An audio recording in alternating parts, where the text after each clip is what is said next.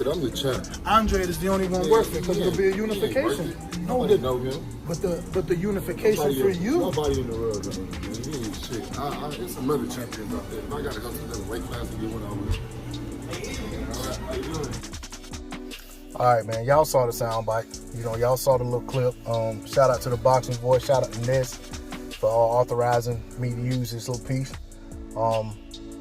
But hey, and y'all have subscribed to the Boxing Voice. Go there and check them out. They do a great job over there.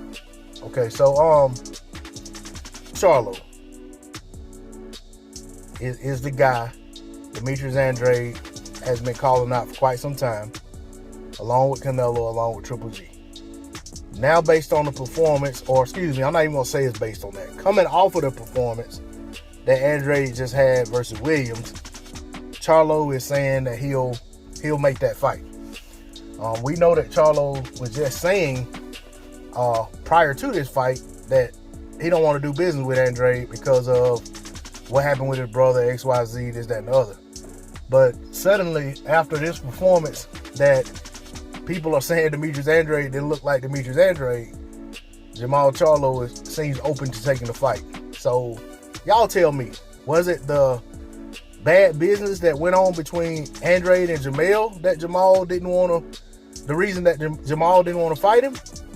Or was it because he didn't like the way Andrade looked up until the Williams fight? You know, I mean, I think that's a valid question. You know, so for me, I'd have to say it was that he didn't like the way Andrade looked. He didn't like the potential matchup. And now, and I'm not even going to say now it's so much what Jermall himself saw. I think it's what other people are saying. I think it's so much, there's so much talk about Andrade look bad. There's so much talk about Andrade can't let that happen with Charlo. He can't get caught by that shot by Jermall and all that. You know, there's so much of that going around. I think it's kind of like the old saying about fighters and athletes reading their own press clippings. Well, it's the same thing when it goes to someone that could be a potential opponent. When you start overly listening to and putting a whole lot of stock and value into the criticism and critique that other people have for them, sometimes it causes you to feel a little better about potentially matching up against them. It gives you some confidence that you may or may not have had going into it. And I know a lot of people that come to my channel, a lot of my subscribers, a lot of channels that I'm subscribed to and I support, they're big Charlo fans, and neither Charlo can do any wrong. Errol Spence Jr. can't do any wrong. So with that being the case, I know that, you know, I may be in the minority in believing what I'm saying, but trust me, if I'm saying it, I believe it. And I saw the Liam Williams fight, and I didn't see anything in that fight that made me feel any different about Andrade versus Charlo. Going into that fight, I felt like Andrade was a bad stylistic matchup for Jermall. Coming out of that fight, I still feel like Demetrius Andrade is a bad stylistic matchup for Jermall. Now, does that mean he can't lose to Jermall? Absolutely not. If you ever listen to Demetrius Andrade when he talks about facing these other top guys, he doesn't even say that these guys can't beat him. He says he wants to fight. If you can beat me, beat me. But, you know, and basically, I'm paraphrasing, but it sounds like to me he's saying, if you can beat me, just don't avoid me. Don't duck me. Don't talk about what you can do to me, but not be willing to get in the ring with me.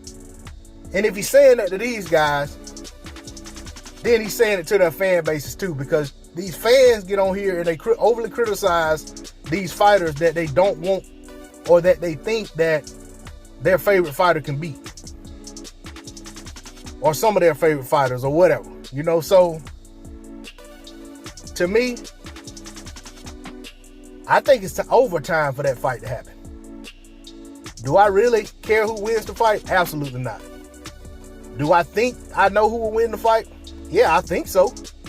But at the end of the day, fights happen in the ring. They don't happen in our minds. They don't happen on paper. They're not happening on social media chats and things of that nature.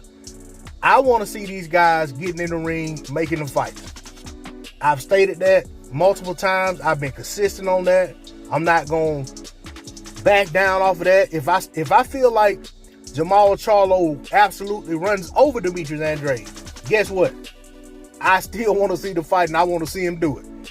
And when he does it, I'll be the first one to come on here and say, hey, that Jermall Charlo is better than I thought he was. Or, you know, whatever the case may be. I wouldn't even water down his win by saying Demetrius Andrade, you know, he's lost a step. He ain't the guy he was. It should have happened years ago, whatever. No, I would absolutely say Jermall Charlo is better than I thought because I picked him to lose. And I'll say that, you know, I think he's the best middleweight in the world.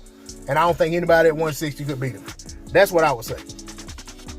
So, for me, I absolutely want to see the fight. I hope Jermall Charlo is serious about making the fight. I hope Demetrius Andrade and his team are serious about making the fight.